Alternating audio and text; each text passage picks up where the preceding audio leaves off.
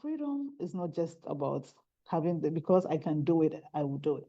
Because it's actually a two sides of a coin. So, for instance, I can make statements that I'm going to bend Ghana down. I will take the current president off his seat.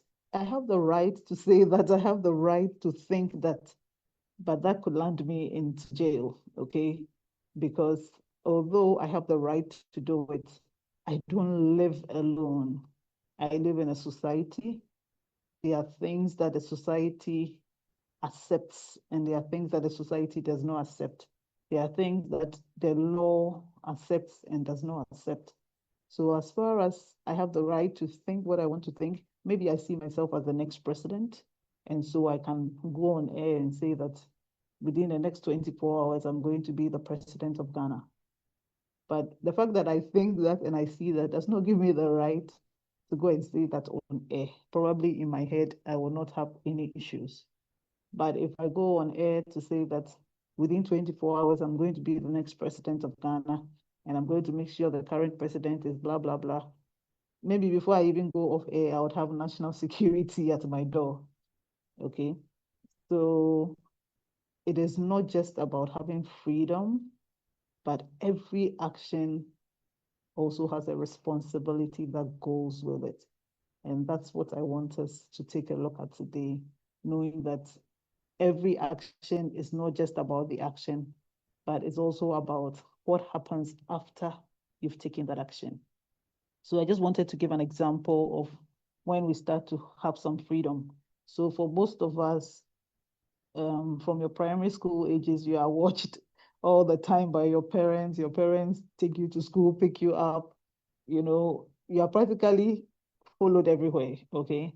So maybe your first chance of getting freedom will be when you get into the boarding school. And that might be at the secondary school level usually. So for people getting into secondary school, maybe that's the only time they've had the opportunity to be with them by themselves without a parents being there. And we all have different tolerance levels.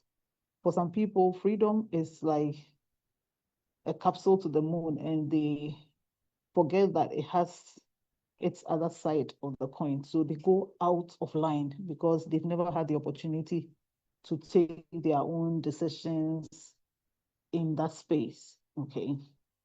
For others as well, because they had the orientation of you need to be responsible for whatever you do. Although they have the freedom, they have behind their minds that I can do this, but then what is the consequence of doing that? Okay. So that actually makes us understand that we have to inculcate that habit into children quite a bit early, that you have permission to do everything you want, but then you should be responsible for whatever comes up after you have done whatever that you feel like it's your right to do. Okay.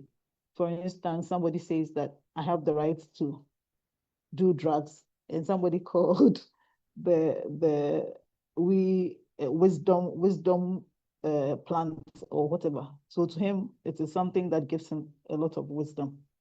But then what is the consequences of doing the drugs? It's addicted. You may get organ damage.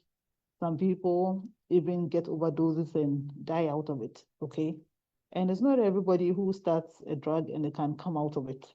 So the good side, the first half of the coin is that at that point you get a temporary high. People say that when you are visual, when you are an artist, when you are a stage performer, it gives them energy to perform. That may be true, but then what happens when your kidneys give way and you need to be on dialysis? I don't think you can be jumping on any stage. So for every action that we take, we should know that I may be enjoying the benefits of it now, but in 10 years' time, in 20 years' time, what is it going to be? Okay. So an example is also from the university where you may decide that I came here to study. So I choose and pick which events I attend. Because actually, the good thing about university is that almost every time there's something going on. There's one whole week or the other, there's one miss this or Mr. That or which whichever meeting that you have. So you need to actually have your choices right, because your primary aim of coming to school is not to come and socialize. So the socialization is just an added benefit for you coming to school. So if you don't get your focus right, that my primary aim of being here is to study, and you actually spend most of your time socializing, you may have a wide network of friends, but then there won't be even friends that are focused, because they are also equally not, they don't understand their primary reason for being there. So it's a bunch of people that are not going anywhere. And that kind of network is not really important. It's not network that can give you future benefits, okay? So at every point in time, you must know your primary aim. You know, when you are aiming at nothing, for instance, if I live in Medina and I pick a vehicle from Medina, some people will alight at probably the university. Others will alight when probably they get to the shopping mall. There are people who will alight towards 37 and people will go towards Accra. So just imagine that you go and sit in a vehicle and you don't know where you're going. You could actually sit in that vehicle, get to Accra and come back to Medina, okay? Because you don't have any focus. And usually that is where the challenge is. For every situation, what helps you to make the right choice is that you have a focus.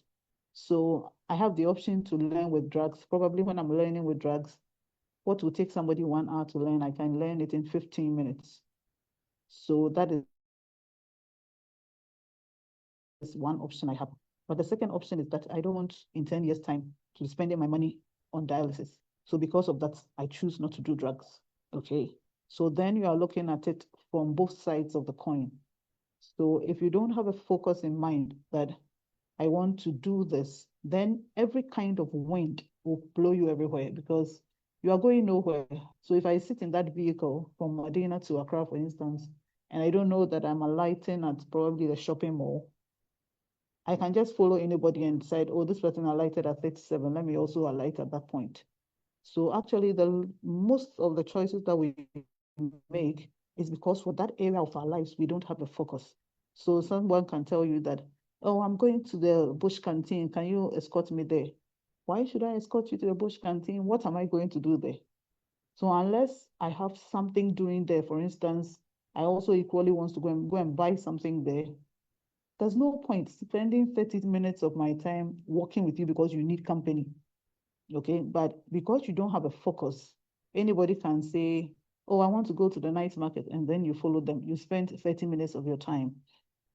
You come back, another person wants to go to Baum Library, probably to print something. You have no business there, but you follow them anyway. Okay. But if the person comes to you and you know that from 4 to 5 is my time for study, it doesn't matter how well I know you, I'm not following you anywhere, because I know what I'm supposed to do at this particular time. So the reason why a lot of people abuse their freedom is that for certain areas of their lives, there's no target, there's no focus. So every little wind that blows them, oh, everybody is doing this, then they go to do that. Even in the university, some people choose courses because a lot of their friends are choosing those courses. Oh, Obia, yes, sir, course. So then they go and choose a course that it has no economic value.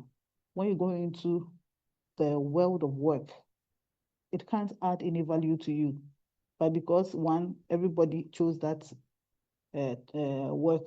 chose that particular course, I want to choose it. Or because my roommate is doing this course, I think it would be good to get somebody to work with to lectures or something. All those things are not necessary. In the world of work, it is each man for himself, okay? So getting a focus very early will help you to make the right kind of choices, because if I am not going where you are going, there's no point for us to even be sharing anything together.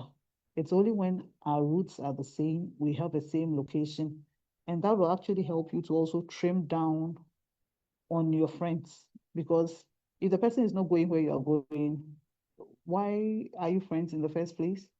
Okay, so the basic thing is that there is freedom to do everything, but then your focus, what you want and what you don't want, will decide how you use that freedom, because freedom has a price, which is that whatever action you take, you're going to, in a year's time, 2 years' time, sometimes almost immediately, you're going to account for it. So